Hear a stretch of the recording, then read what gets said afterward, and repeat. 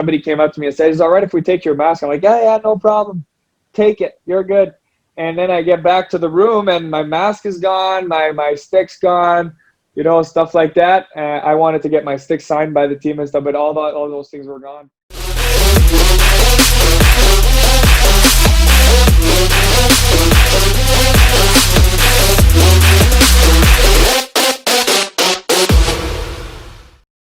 All right, welcome back to the Underrated Podcast, the podcast where we talk to you about sports in front of microphones. We're talking to you in front of a camera.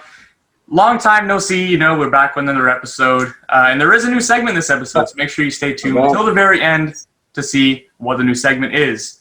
Our guest today is an NHL goalie currently under contract with the Washington Capitals, your boy's favorite team.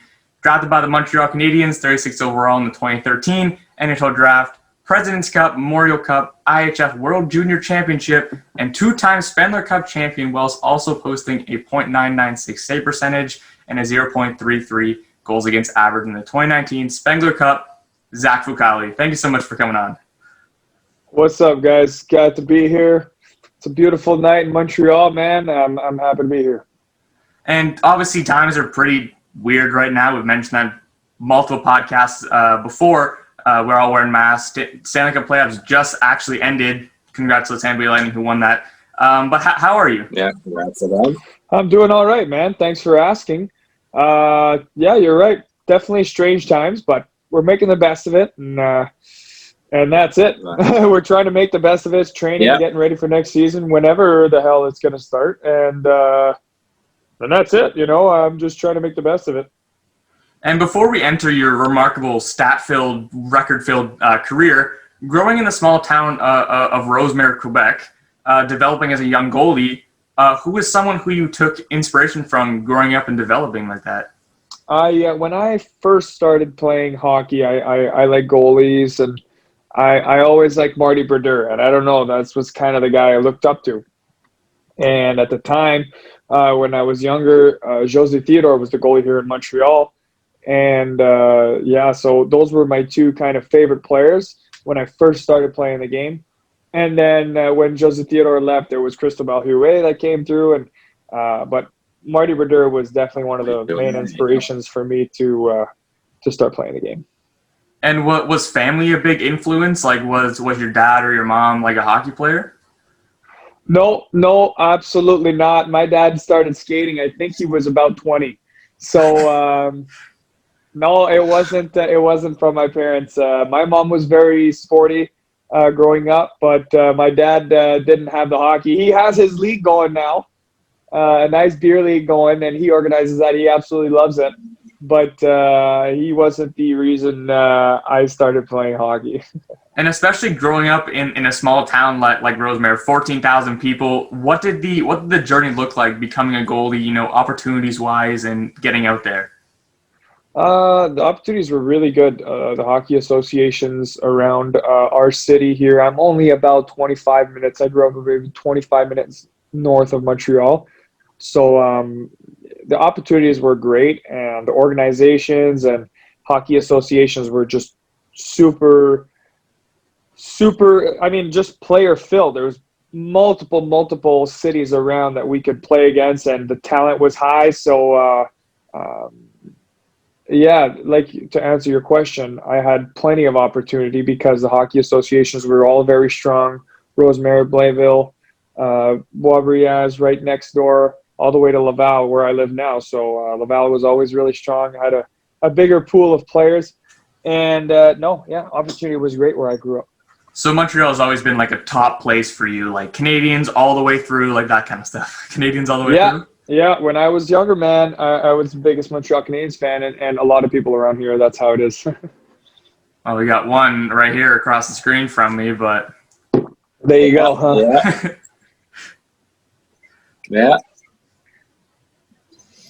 Yeah. Okay, so was the step from kind of like junior hockey to major junior hockey with the Halifax Mooseheads, was that kind of a harder transition, or was that fairly easy?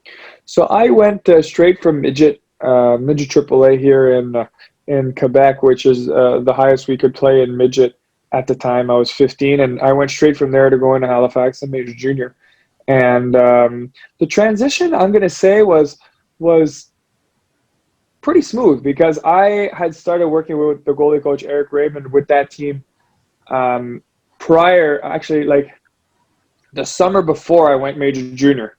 So it kind of eased my transition because I had worked with the goalie coach there before even going and even making the team. I had worked with him, so that's great, and kind of smoothed out my transition. And I started as backup for the first 7, 8, 9 games, and then there was an injury that I was at the right place, and then I took advantage of that opportunity, and I ended up playing over 80 games that year. So it ended up going really well. I'm going to say that my transition was fairly smooth. Okay. Also, well, playing in you obviously played the Memorial Cup alongside Nathan McKinnon. Was that how was that experience? A lot of people really don't get to live it. Yeah, I mean, the experience was unbelievable. It was away. It was in Saskatoon.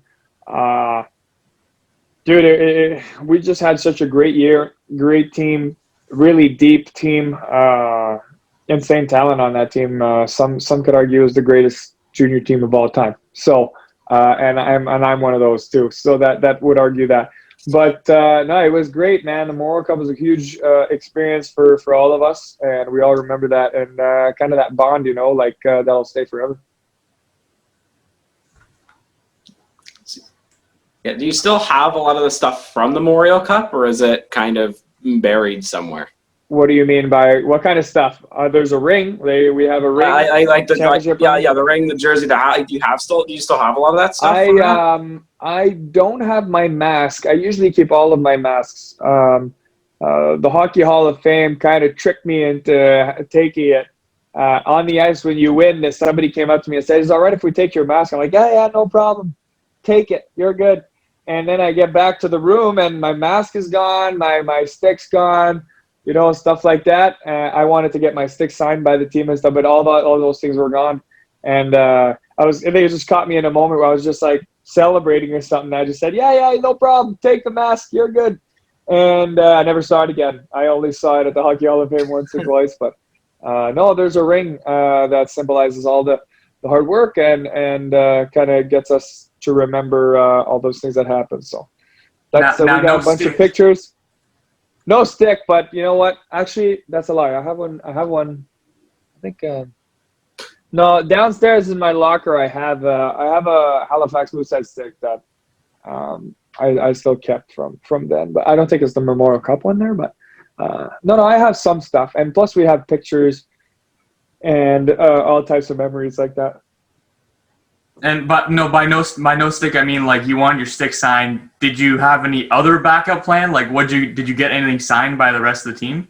I think we had kind of like a team picture at the end of the year where I had everybody sign, and it's somewhere. It's somewhere. I have that somewhere. Somewhere. That's awesome. Yeah. So after your first season, most wins by rookie, OMHL All-Rookie Team, Raymond Lagasse Trophy, did you begin to realize your potential then?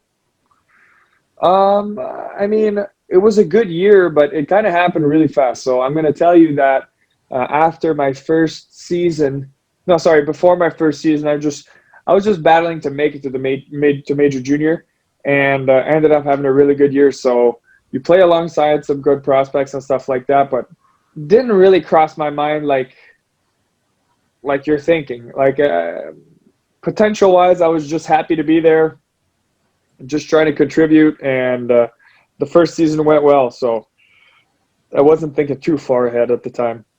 I was kind of a naive kid, didn't really know much.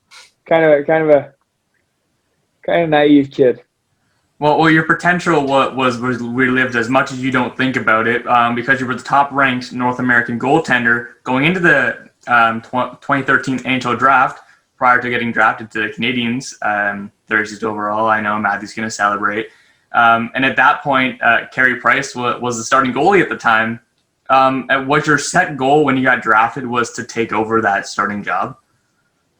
Well, everybody that gets drafted wants to create an opportunity for themselves, and everybody wants to play and have an opportunity to play and kind of contribute. But in my case, there was a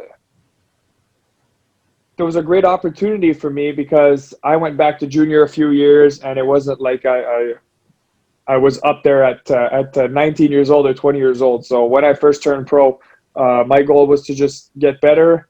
And over time, I wanted that shot more and more, but it just never came. So obviously, it was a little disappointing, but I moved on to other organizations. And when I first got drafted, go back to your question. When I first got drafted, it wasn't just crossing my mind that I'm going to take over the number one spot in Montreal. That's not really how I saw it. I was happy to be drafted, and I knew I had a lot of work to do. And my goal was to make it on the team somehow, some way, one day. And whether it was as number one, number two, I just wanted to be on the team somehow. And it happened. If you think about it technically, I was there for a little while, just didn't get to play. And then after you got drafted is when you kind of went to the Memorial Cup. You surpassed J.S. Giguère as the leader in all-time wins with the Halifax Mooseheads. And was the Memorial Cup, other than getting drafted, another big moment in your career? Absolutely, man. Like these are things that a lot of players never get the chance to experience, and I had the chance to do that twice. So I feel real privileged, and I don't take those things for granted. I think it's awesome. I did put in an extremely high amount of work to get there, and I'm just thinking of all the hours I worked with the goalie coach Eric, and we still talk about that to this day. When we go for dinners and stuff like that. But no, I am incredibly lucky I got to live those things, but it came with its fair share of work and responsibility, and as a team, we all delivered. So I think that was pretty dope, and yeah, it was a hell of an experience. And you accomplished after you got drafted a ton before you actually played your first NHL game. You kind of went down, played in the minors for a little bit, but you were the youngest goalie to ever win 100 games in QMJHL history. That's a tongue twister. They should probably change that. I have a hard time saying that. QMJHL? Yeah. Did you just say the Quebec Junior League? You'll be fine. and you were within a few wins from the all-time record. And at the time, was that kind of like the breaker? I know you've already mentioned this, but it was like the breaker to why you deserve a spot on an NHL roster? I don't think so, no. There's a lot of guys that played a lot of games in the Q and won a lot of games. But junior and pro is totally different. It's totally a different ball game. So all your accomplishments in junior hockey, they don't completely translate to the pros. And that's super important distinction to make, because a lot of people think, well, he's had a lot of success in junior. He's going to do great in the pros. So a lot of players don't. And because the pros is that much a bigger step, it is a huge step, and definitely needs a learning curve there. But personally, I think that not because I had a few of those records and I was part of that kind of talk of being on the top 3 wins list. There's a few like that, but not because of that I earned a place in the NHL, for example. I had a lot of work to do when I got to the pros, and I'm still working on it, man. And that's crazy as it is that, you grew up in a small town and now you're signed to a pro team. And I think it's your 4th NHL team, right? Yeah. Montreal, I moved around a few times. I signed in Vegas after I did get re-signed by Montreal, and then same thing happened. I went to the Tampa Bay Lightning organization this past season. I signed with Syracuse, and just now I changed team again. But hopefully we can string a few years in the same area. And it's looking great. I'm working hard, and I'm getting ready for camp, whenever that is. Honestly, I would love for you to stay in Washington, especially since I'm a Caps fan. Oh, there you go. I like that too, man. Yeah. Yeah. All right. So, kind of, a lot of people don't get the experience of putting on an NHL uniform. What was that experience like, putting on a Habs uniform for the first time? It was honestly unreal, because that was kind of the whole organization that I looked up to as a kid, and I went to countless games at the Bell Center and Molson Center, and I went to countless. So for me, it was kind of a dream come true. But at the end of the day, if I was telling you that that was the only thing I wanted to do, just put on a jersey and back up a game, I'd be lying. Like, I wanted to play, and I didn't get that shot. It stung in the moment a few times, but you know what? It was just part of my journey, and I'm positive that I'm going to get to wear an NHL uniform again real soon, and have that shot. But yeah, man, being in a Canadiens uniform for a real game, even preseason games, I got to do that a bunch. I think it's pretty cool, and something I kind of I could cherish, and I think that's an accomplishment in itself. But it's not my end goal here. My end goal is to actually play in the NHL, not just one game, but multiple games, and contribute. And I'm still battling for that. So hopefully it comes sooner rather than later. Which is awesome. That's like every kid's dream. Yeah, exactly. Every kid. Yeah, and it was my dream, and I put in a lot of work, and I continue to put a lot of work, and it's a never-ending process and journey. So for me, I think it's gone fairly well. I'm really proud of the journey I've had so far. Definitely some milestones I want to achieve more. But that will come with time, and I'm excited about what's ahead, man. I am. It's amazing. So am I. So was being allowed to attend the Spengler Cup, but even win the Spengler Cup alongside Team Canada, was that kind of like a massive accomplishment to you? To be honest with you, it was. And I think the Spengler Cup is really dope and kind of underrated in the eyes of everyone. It's a really dope experience. You're at the top of the Alps in Switzerland. For Christmas and New Year's, you have your whole family there, parents and grandparents and kids and dogs and wives, like everybody's there.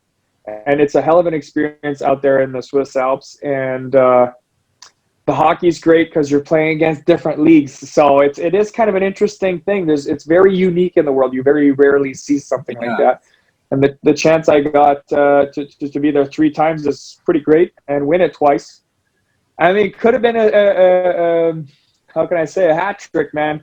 But we lost in the shootout in the final one, so it was quite the experience.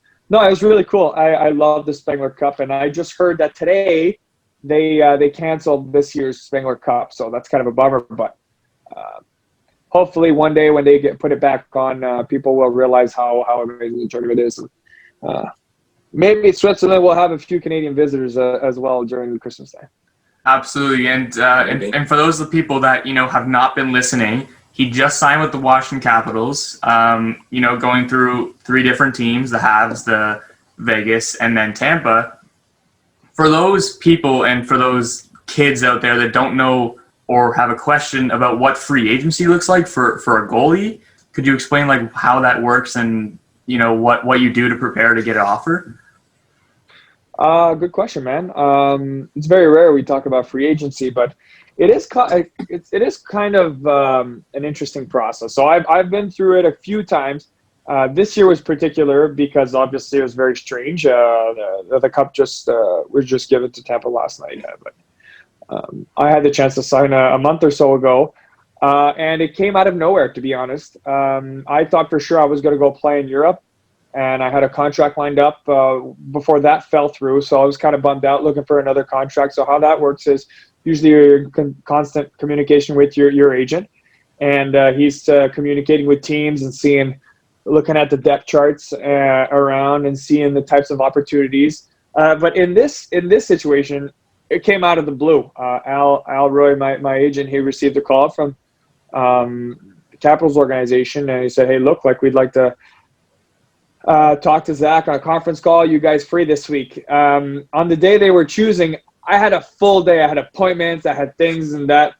But I told Alice, yeah, sure, anytime, all day. I canceled absolutely everything out of my schedule. I said, yep, anytime you guys want, I'll do it. And so that's how it came about. We had a conference call with the goalie coaches and the GM and my agent. And then a couple days later, there was an offer on the table, which I obviously couldn't refuse. So that's how it came about this season. But in normal times, free agency, either your team when I was a restricted free agent, they decide whether they want to qualify you or not, which kind of has a process of that on its own. But as an unrestricted free agent, your agent kind of calls around and sees the interest, and then you kind of negotiate with the teams, and then once the offer's there, they send the papers, and you either go or you don't, and that's kind of simple like that. That's crazy. And I'm not going to lie, because we already established that about a few months ago that you were going to join us, which is crazy enough. I never even thought I was going to get a response from you, because one of my friends actually told me, he goes, yeah, DM Zach Fucale, he'll respond. I'm like, there's no way he will, but I will try. Yeah, I respond to all DMs that I get. People have questions about goalie gear, goalie stuff, Living Sisu, my new project that I'm working on, a new company I'm partner in now. With any questions I get, I always answer. So you talk to the right guy. And then you sign with the Capitals. It's like, wait, this is too perfect for us. This is way too perfect, especially for me. And I was like, well, this is perfect because like I saw you. I was a goalie at one point. I mean, I looked up to you, especially playing in the NHL, getting drafted, that kind of stuff. And when you got drafted, I was like, this could actually add some depth, like because Brayden Holtby, I'm assuming he's gone. Which means that you could back him up, which is crazy enough. Back up. Yeah, we'll see what happens. No, it worked out well, man. It's cool that you're a Caps fan. And I don't know. We'll see. Whenever they allow us to play, I'm excited to get back out there, man. All right. So you were actually just talking about Living Sisu, and you stream on Twitch often. Actually, didn't know just now. And among the top I don't do Twitch very often anymore. Oh, yeah. I know you split that off. I did it once or twice. It was a charity thing, but yeah. I'm not a huge gamer. Still game a few times. Besides that, so like, what are some of the top things you like doing outside of hockey? You know what, man? I just like sports in general. So you're going to see me hiking and going out playing basketball and with some buddies. But lately, especially with kind of the situation we're in, I've been hiking a lot with my dog, and my dog's been one of the things I've been taking care of a lot outside of hockey, and that's been great. My girlfriend and I got a puppy in Florida, and I spend tons of time in my day walking her and going out, and my girlfriend and I love to visit different places, whether it's in the mountains up north here in Quebec, or just anything outdoors. I'm an outdoors guy. We went a few times where we were out up north kayaking and stuff. I'd love to do these types of things. I just love the outdoors, and that's kind of the thinking behind Living Sisu. Sisu is a Finnish word for determination, resilience, tenacity, courage, all these things. It dates, I think, all the way back to the Vikings, the whole concept. So that's what we wanted to do, and kind of spread the love for sports and physical activity and being outside and getting healthy and staying healthy through sport and on all types of physical activity. So that's kind of been my passion outside of hockey, just other sports, getting outside and stuff like that, man. That's amazing. And now that we've kind of gone through your career and all the stuff that you love to do, now it's time for our brand new segment, which I'm again super excited about. We were going to do this with Michael Grabner, but we forgot about it. But for those people who don't know, this is called 2-minute misconduct. All right, let's do it. I don't yeah. get many of those. I honestly don't get many misconducts. Only had a handful of penalties here and there. So for those of you and for Zach, who just newly presented to this, we're going to name off as many questions as we've written down, completely random questions, and you have 2 minutes to answer as many as you can. And if we get through all the questions, then we get through all the questions and the timer stops. So I guess Matthew and I just rotate the questions that we've written down, just go one for one. Throw the timer down in whatever corner I put it in, either this far corner or that corner if you're watching on YouTube. And if you're on Apple Podcasts, then I'll put in some sound for you because you're not watching. So how it's going to work, I'm just going to name off questions, 2-minute timer, and let's see how many you get. Let's do it. All right, so 3, 2, 1, start the timer. Do you have any pregame rituals? Yes. And what are they? I knew I'd catch you with that. Taping my stick. I get there 3 hours before the game if I can. Tape all 3 of my sticks. One for warm up, as a backup and during the game. Perfect. Why do goalies go to a water bottle after they let in the goal? I mean, everybody's different. Some guys use it to just cool off and kind of change your ideas and ground yourself. But I do that as well. I go back to breathing techniques. Go ahead. The worst roommate on the road. Pass. We'll pass that question. Who has the best? Who has the best haircut or lettuce in hockey terms? I don't know. I don't pay attention to hair that much. I don't care myself. So, but to answer your question before, sorry, any roommate that snores will be the worst roommate of all time. The best food stop on the road. Best food stop on the road. Depends on the team. Okay. Favorite road. What was city? the best? Oh, okay. Favorite road team. Favorite road team. I don't know. I've played in a lot of buildings, dude. I can't respond that quick. I don't know. What was the funniest teammate you've ever had? Funniest teammate I've ever had has to be Brent Andrews. Had the guys cracking up quite a bit in Halifax. This is an interest. The oddest pregame. David Roll is funny. Oh man, I've had some funny teammates. Go ahead. The oddest pregame ritual, like one of your teammates. Weirdest pregame ritual. I don't know. Tough to say. There's a lot of weird ones, dude. A lot of weird ones. All right. What was the best coaching advice you ever got? Best coaching advice I've ever gotten. It's never you're never as good as you think, and it's never as bad as you think. And that's the time. That's it.